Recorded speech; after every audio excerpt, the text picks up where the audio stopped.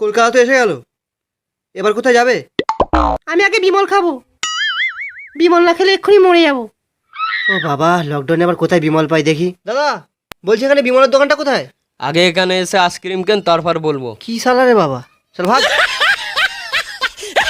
এই তো পেয়েছি একটা পানবিড়ির দোকান। দাদা তাড়াতাড়ি এক ডজন বিমল দিন, আমার আর সহ্য হচ্ছে না। আমি নিজেই বিমলের খোঁজে আছি, সব বিমল স্টক আউট হয়ে গেছে দিদিভাই। ছলো ছলো নয়নে।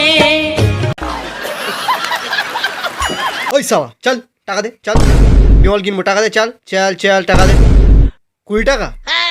সালা 20 টাকার বিমল আমার আধ ঘন্টাও চয় না, বেরো। ওই কাল থেকে তুই আমার জন্য হাফ কিলো বিমল আনবি, চল টাকা দে, চল লকডাউনে স্টক করবো, চল। বাবু আমার কাছে কোনো পয়সা নেই বাবু, আমার বিমলকে সব বাস হয়ে গেছে বাবু।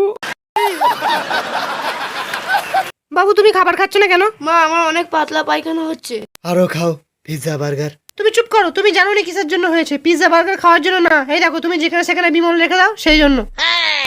আমি রাখলাম বলে গো খেয়ে ফেলবে? বাবা যেরকম ছেলে সেরকম তো হবেই। এই দেখো ওর হাত দেখো, হাতে বিমলের ব্যাকটেরিয়া ভর্তি। দাঁত দেখো, দাঁতের 12টা বেজে গেছে। এই কাজল আমাকে ক্ষমা করে দাও প্লিজ, আমি আর জীবনে বিমল খাবো না, এ না লাড্ডু খাও।